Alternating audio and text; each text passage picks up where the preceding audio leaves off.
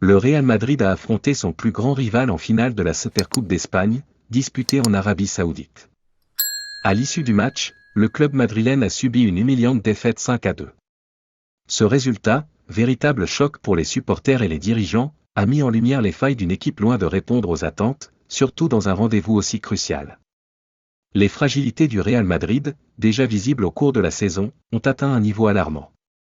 Entre des erreurs défensives flagrantes, un milieu de terrain désorganisé et une attaque incapable de créer un danger constant, l'équipe a semblé méconnaissable. Cette contre-performance ne se limite pas à une simple perte de titre, elle révèle des problèmes profonds, exigeant des changements urgents au sein de l'effectif et du staff technique.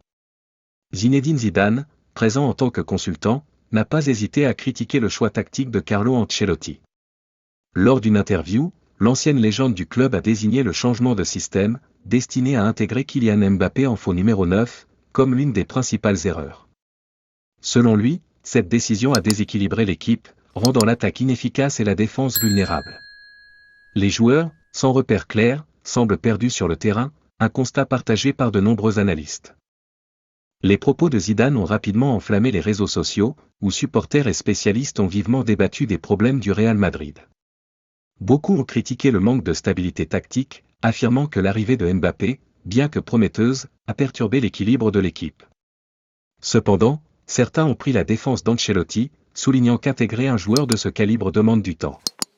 Cette défaite a également mis en lumière l'urgence de renforcer l'effectif, notamment en défense, où la régularité fait défaut.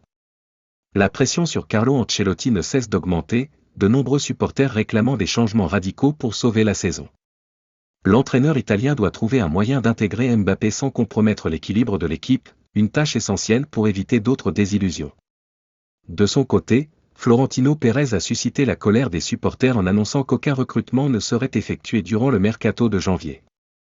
Malgré les faiblesses criantes de l'équipe, le président a justifié cette décision par une politique stricte de contrôle financier.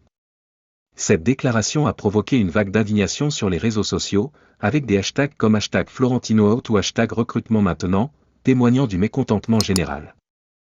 De nombreux supporters estiment que le club dispose des ressources nécessaires pour recruter, notamment après les récents profits et l'arrivée de Mbappé l'été dernier. D'autres voient cette position comme un manque d'engagement dans la quête de titres, alors que la saison s'annonce déjà compliquée. Sans renfort, les chances du Real Madrid en championnat et en Ligue des Champions semblent compromises, un scénario qui pourrait marquer la saison d'une sérieuse désillusion.